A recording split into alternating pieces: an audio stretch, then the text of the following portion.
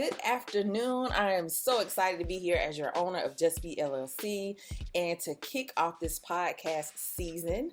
I have an extra special guest with me today, and her name is Autumn Keck. Autumn Keck is the owner and I guess the principal owner, we'll call her, of Scribe. And I just wanted to briefly tell you about Autumn Keck and the amazing things she's doing in her community. And I would say, probably regionally, but she'll tell us more about that after we begin. Autumn Keck, Scribe founder. Her organization is called Scribe LLC. She's a Scribe founder and is a fundraising expert with over 20 years experience, specializing in grant writing, major gift solicitation, and individual giving. So Autumn, that's your brief bio. If you could give us your elevator speech. Oh, wow. I don't think I've said it in a while. So I would just say that I am a fundraising consultant, specializing in all things grants. So we do grant readiness, grant research, strategy development, actually writing the grant, coaching, grant making, anything that you can think of revolving around your grant management plan.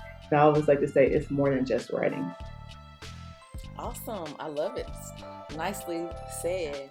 Is this the first business you've ever launched? It is, and I really kind of fell into it. So like I said, I started contracting. I looked at myself like a contractor. Like I would have a client or two, and I would go in and write the grants for them. And then a shift really started to take place around 2019 as I started to really realize I had talked to peers in my industry. And they're like, what you're doing is really more than grant writing. You're consulting, you're helping them with program development, you're helping them with strategy, and you're not charging enough. And B, you're not marketing yourself the right way. So I took actually a consulting class, like how to build your consulting business.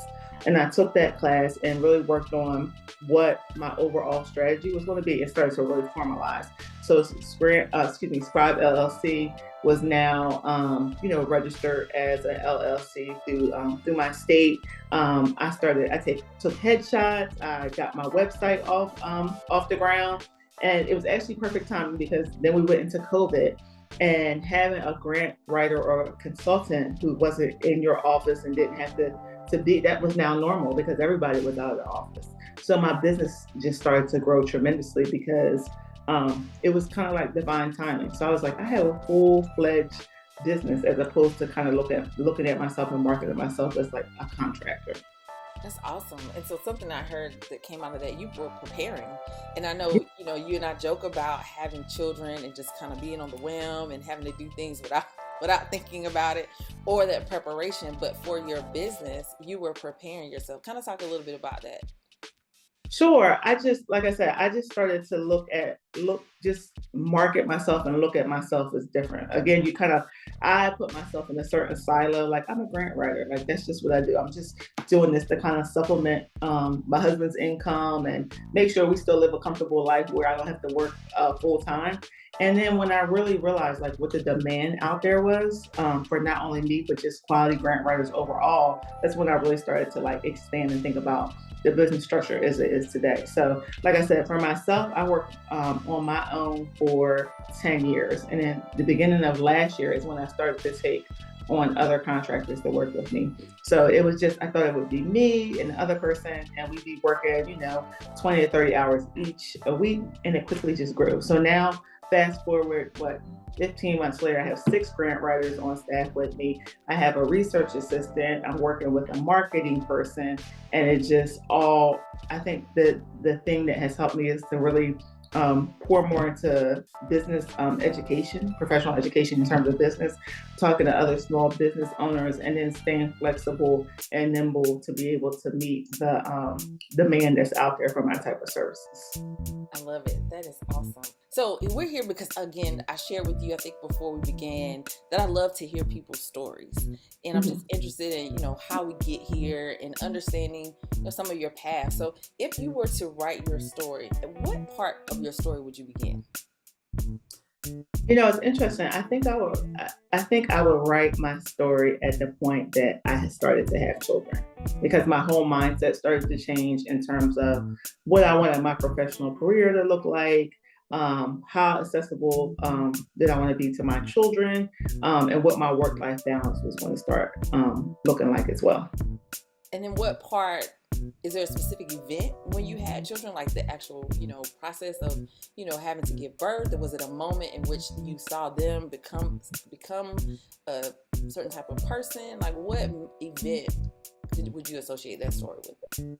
So I would say, all growing up, even though I went to college and I, had a career, I thought like I was going to be like this super stay-at-home mom. Like I was going to, once I started having my kids, I was going to devote like all my time to them. I was going to be the soccer mom, the PTA mom, and I would say probably within 8 months of having my first child, I'm like, I don't think this stay-at-home life is for me. Like I realized that it had to be a more of a balance for me. But I also didn't necessarily want to go back to working full time. So I tried that. I tried that for 2 years. And really after a year, I'm like, this is not it for me. So when I got pregnant with my second child, I was trying to devise a way that I could stay home and supplement my income. And that's where the formation Scribe LLC was essentially born in my mind. And I started contracting, and then it came to fruition. Nice. I was going to ask, so how did we launch Scribe? And you actually answered that question. So we're going to switch gears just a little bit, and a little more personal. Like I said, I love to hear people's stories. So tell me, who believes in you the most? I mean, I think myself. Okay. Yeah, you got to start with. You really have to start with self. You really have to believe in your abilities and trust yourself, trust your judgment. And I think for myself, as I've grown older, I've just gotten more in tune with like, okay, girl, you can do this. Yeah.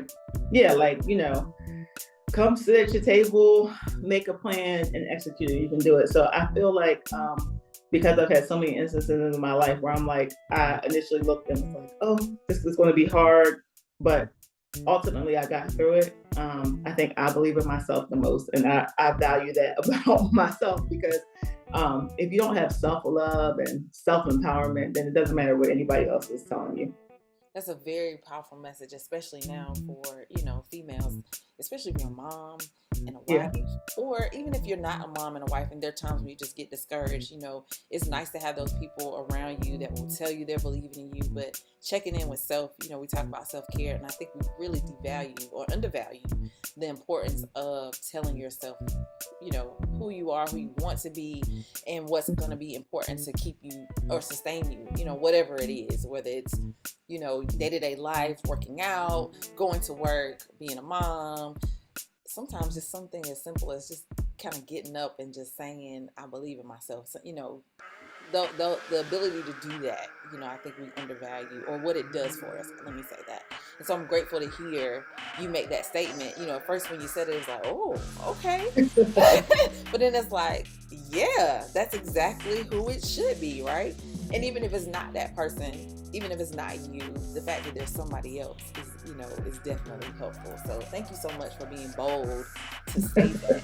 I didn't even think that was a bold statement, because I think because, let me qualify that. I think that we're sometimes scared to give ourselves that pat on the back, or don't think that we think that the things that we are come from somewhere, or has to come from somewhere else. I think that, we won't hear a lot of people say that first. And so I think that's why it feels kind of bold, like, ooh, and maybe for me, I would have been thinking of someone else, to put in that place other than myself. So thank you for making me feel that, like, okay, next time the answer will be somebody else other than myself. Will be myself other than someone else. Okay, describe yourself in one word.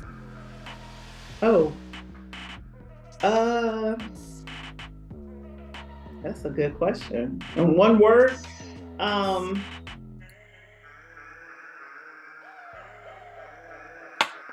evolving. Evolving. Yes. Okay. So it took you a little while to come to that word. Why do you think, or what were you thinking about? What one word would encapsulate all of me? Like, you know what I mean? Because as a woman, you wear so many hats. You wear the wife hat, the mother hat, the daughter hat, the parent hat. Like, it's just, and now a business owner, friend, sister. So you wear so many hats. So I think people, have different relationships with you. So they're all seeing different parts of you. So I think evolving is the best for me because as I've turned 40, and everybody says it, but you have to experience it to feel it. It's like your priorities really come more in line. And you're able to a lot of the small stuff, you're able to quickly determine what the small stuff is. And it could have been big 10 years ago, it could have been big a year ago, but as you're evolving and kind of getting really clear on your journey and what type of legacy you'd like to leave, what type of impact that you want to make on the people that you love, your community, you really are evolving to kind of really meet that goal. Because none of us know when we're going to meet our ends. We hope to be old and gray, but while we're here, no matter what the age, we want to be making an impact, especially on those we love, especially those that we bring into this world. But also our impact can reverberate much bigger than that. Nice. So one of the things I love about talking to you is you are a person that pretty much is direct and keep it simple. Was there ever a time where you forgot to keep it simple and you had to remind yourself, go back to that concept? Sure. I think just younger age, when I was younger, like in my 20s and even in my early 30s, I, struggle like what I wanted to do. You think people have it figured out because everybody around you looks like they have it figured out. But I think a lot of times I had to kind of reset myself and like, what is it I really want to do? What is it? How do I want to live my life essentially? Because everybody around me had like regular jobs, like, you know what I mean? In terms of like they had a 9 to 5, they were following a certain track, it seemed like, with their career. And I like had never stayed anywhere above 2 years. I didn't really enjoy a lot of the work that I did, but it's like, you're an adult, you go to school, you get a job. That seems like the focus. But now I think that I've always kind of had to reset myself and just be like, what is it exactly that you want? And what is going to make you happy, and what's your balance? And I've had to do that reset many times. Nice. And nicely done. Okay. What's the hardest decision you ever had to make, and who did it affect? Oh gosh, a hard decision. Golly, they feel like they're all hard. Oh gosh, I can't even think off the top of my head. I mean, everything seems so significant. I'm sure it was something with my kids involved, because everything seems so significant for me, because you want to raise good children. You know what I mean? You want to make sure that they have all the opportunities that they have. Oh, I would say the hardest decision, now I'm thinking about it, was moving from Raleigh to Charlotte, which people wouldn't think would be a big deal because it's like less than 3 hours apart. Yeah. Still staying in the same state, but it was a huge jump. My husband got a promotion, and he, and we had to relocate the family there. So that was a really hard decision because in Raleigh, I had, an established friend group. I had, I had supports in place. So Right. I would be specifically to a place that I didn't really know that many people or know any close people. I love my home. I love just where we were situated in life.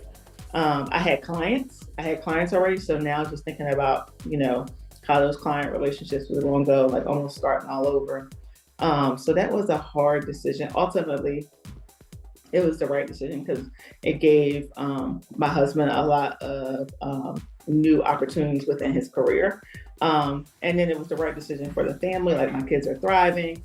I'm thriving, obviously, professionally, but it was still, at the time, it was just like, oh gosh, like, the right thing is to go, but I really don't want to.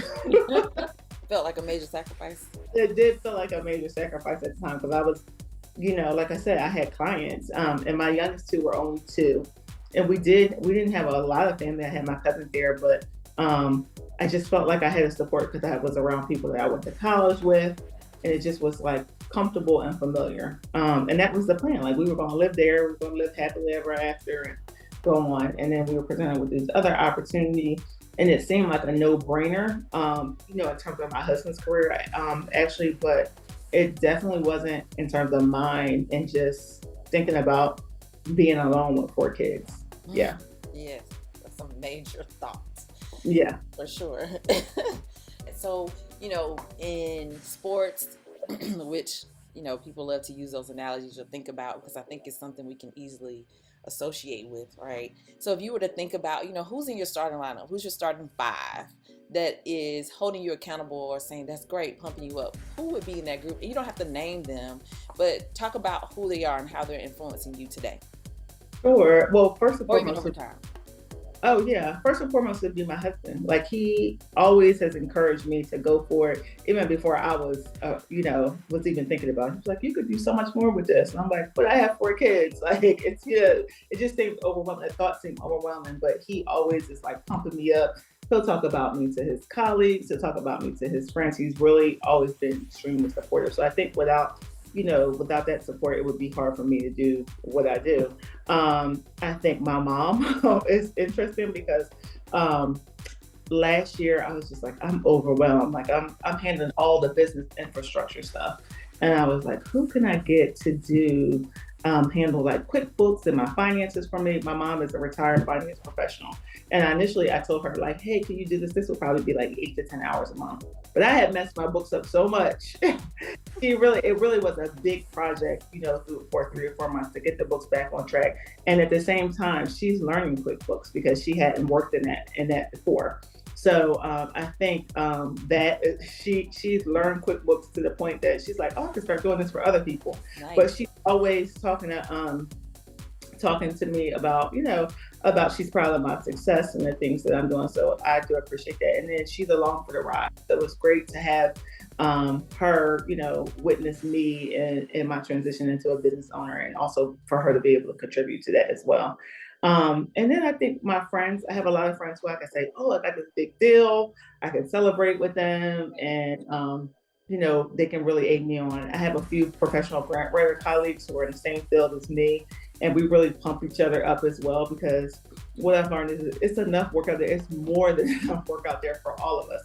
So we talk about what our challenges are. We may get together like once a quarter, and we talk about what our challenges are as grant writers, what we're seeing from different nonprofit clients, how we're even charging our services, what makes sense on how we want to move forward. We just brainstorm and really pick each other's brain without competition. And that's one thing that I can really appreciate, because again, it's enough work out there for literally everybody.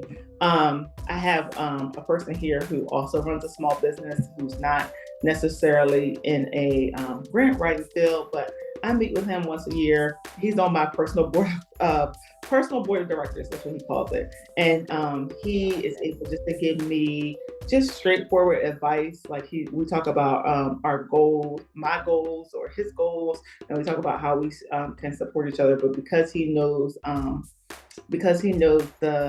type of client that I'm working with, and he can talk about what his success has been in the past and help point me in a different direction. And I think the last person or the last people would be overall kind of like nonprofit leaders. Anytime I just get to talk to them about what their needs are or kind of pick their brain, they give me more information. And because, we're a small business, we're able to be flexible and nimble and kind of meet those needs. We can develop a service. So for instance, I had somebody reach out to me at the end of 2021, and they needed grant transition services, which is essentially where you come in where they're still going to have a full-time person. Their full-time person might have left, or somebody might be out on maternity leave. And they needed a person, a grant writer or a grant consultant, to fill that gap while they were doing their search process. I had never done that before. But because I had a relationship with the person who worked in the organization, they're like, would you be able to come in and do this for us? And I'm like, oh, sure. And now that's turned into a full-fledged service that we offer all the time. And that's really one of our biggest money makers, because we're able to come in for a short time and make a great impact on a lot of different organizations. I love that. That's awesome. What is your legacy, and who do you want to write it? Oh, what is my legacy? I think, again, it always kind of goes back. I think I read this quote. It's like, what is your biggest priority? That's what you should be spending 95% of your time on, essentially. Like, what, trying to drive that priority that you're, and my biggest priority is my family, like always. So I think my legacy would be, and I hope my kids at some point will say she was a great mother.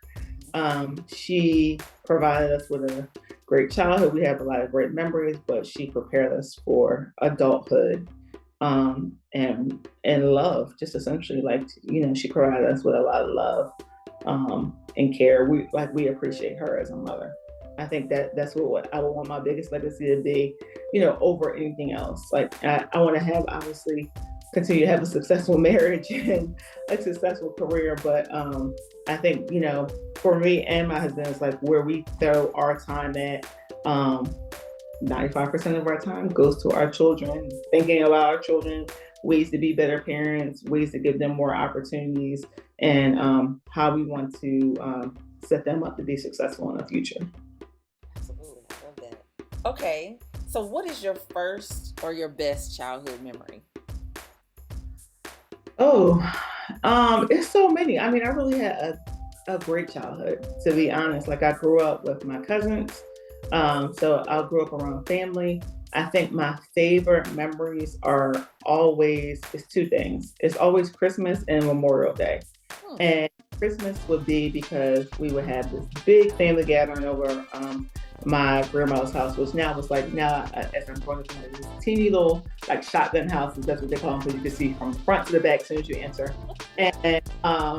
And she had 8 kids, and most of their kids had kids. So it was me, my aunts and uncles, my grandparents, my cousins, and my brothers and sisters, and we were always kind of, we always gathered for Christmas no matter what. And my grandmother would make all these cookies, and we would help her make cookies like weeks before the holiday.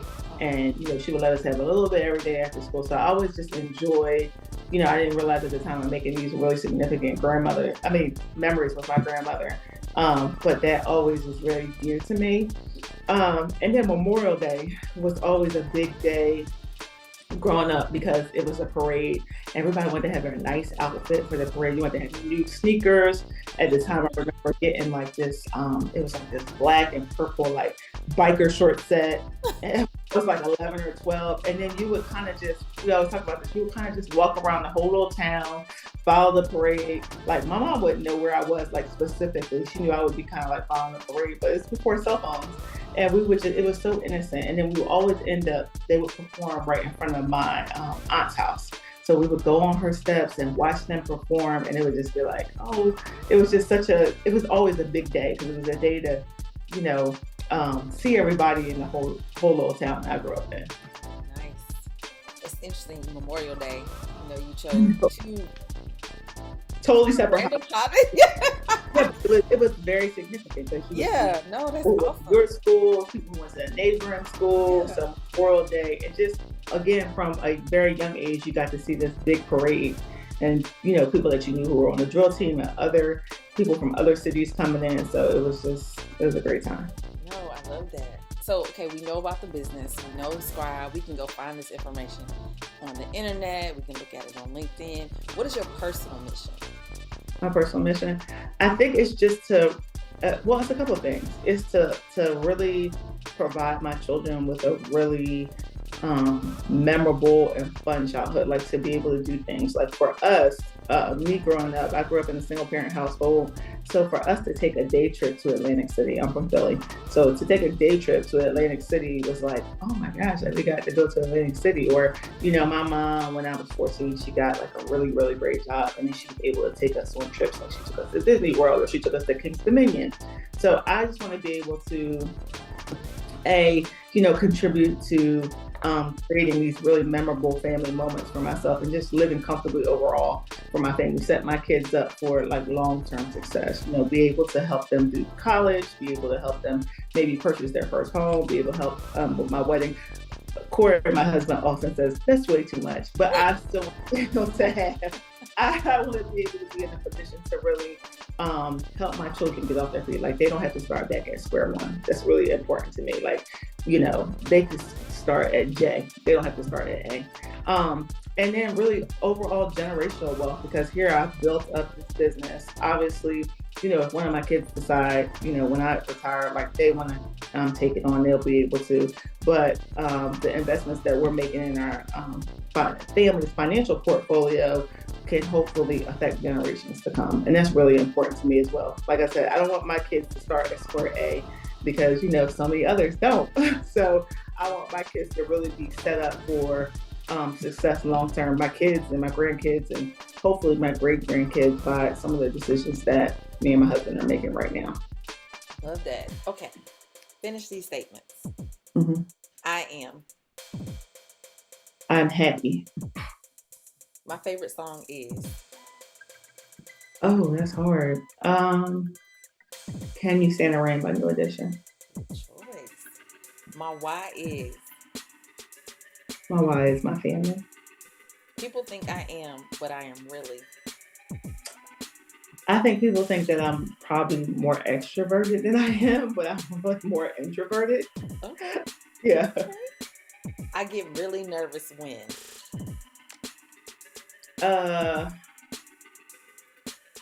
It's funny because I used to get extremely nervous when I had to publicly speak, and it could be in any setting.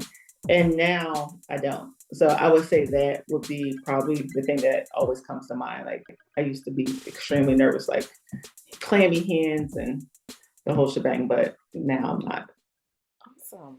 Well, I shared with you, this is a space that I really just wanted to give people opportunity to share their story.